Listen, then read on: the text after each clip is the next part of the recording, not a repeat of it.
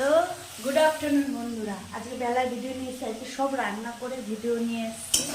কী করবো, এই যে রান্না করছি।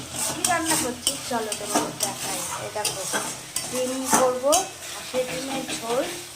মশলা কষাচ্ছি ভালো করে। মশলা এই দেখো, দেখেছো একদম আলুগুলো দেখো, একদম নতুন আলু সিদ্ধ করে নিয়েছি। হাঁসের ডিম, এই দুটো হচ্ছে পোলট্রির ডিম, কারণ আমার ছেলে হাঁসের ডিম খায় না, তাই ওর জন্য এই দুটো, আমাদের জন্য 4টে হাঁসের ডিম। আর এই দিকে চলো কি রান্না করছি তোমাদের দেখাচ্ছি।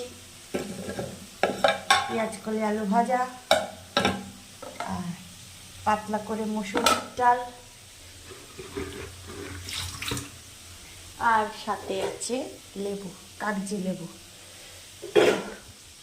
বন্ধুরা ভালো করে কষিয়ে নিয়ে